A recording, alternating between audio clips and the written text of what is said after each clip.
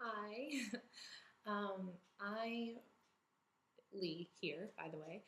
I wanted to, in this age of technology, make an update, a video update of just what's been going on here for me lately in New England, in Massachusetts, where I've been living for the past year and a half. And these are for those of you who I don't get to see or talk to. Those of you who are still in Texas, still in Denton, or across the country who've moved to different places, but people that I miss dearly that I just don't get to speak to enough. I thought that this would be a good way to give you a small update. I will be as brief as possible with what's going on here in my life.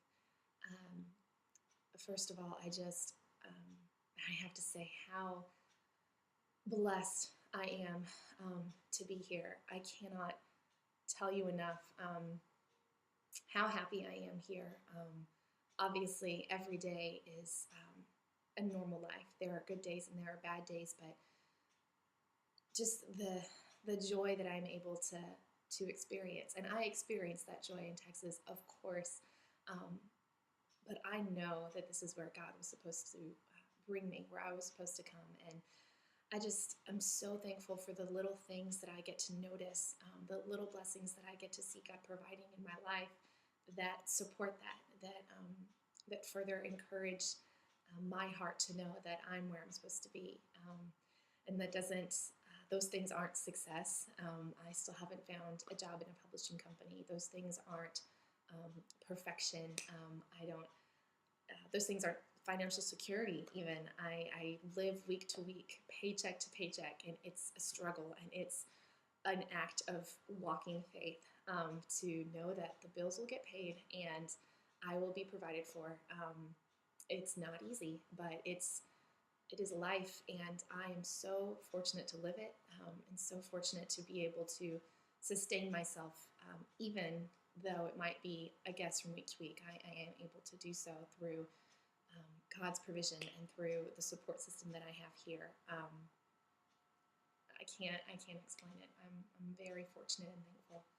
Um, Recently in my life, or in the lives of those around me, really, this isn't even about me, but the past week and a half and longer have been, as you could imagine, just a roller coaster of emotions. There's been fear and trembling and uncertainty, and there's also been elation and joy and rejoicing.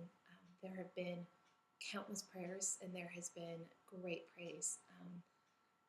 I know dear friends of mine who have been directly affected by all that has happened in Haiti, and specifically two families who had boys that are their sons that were in an orphanage that our church, the church that I'm a part of, supports financially and prayerfully, and by the grace of God, and beyond my understanding or any of our understanding, those kids were safe, and the people who ran the orphanage were safe, and the building stood erect. I don't know how, but it did.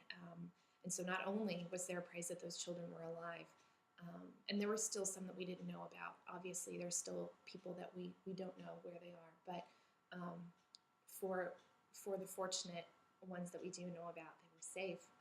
So for these two families, they were having paperwork go through, and the government buildings collapsed. Their boys were supposed to be with them in a year and a half, and there was that period of uncertainty. All the paperwork was missing. So it turned out from being completely unknown, right, to we only need 3 pieces of paper or less to have our adoptions go through these separate adoptions. Okay, we're only missing 2 pieces of paper to get our boys home next week. Next week, which is incredibly fast for Haiti, by the way.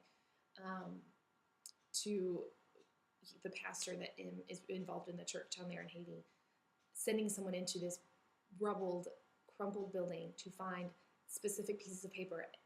The man came out with them, and these children are home. They came home last night. It's confusing. I know that I'm kind of being jumbled in my own explanation of it, but the bottom line is that such a rejoice that we have got these 2 boys from Haiti out of this country,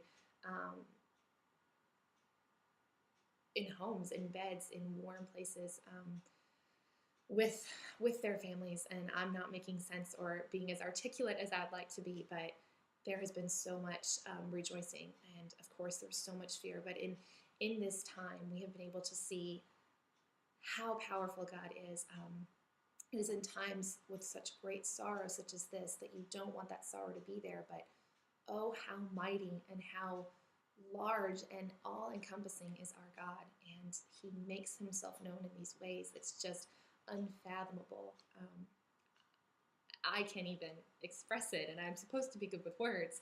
Um, but that's what's been happening lately with the Haiti situation, and with these people that I deeply care about are happy and rejoicing for their sons to be home with them last night. They had their first night in their own beds, and it's the words obviously can't describe.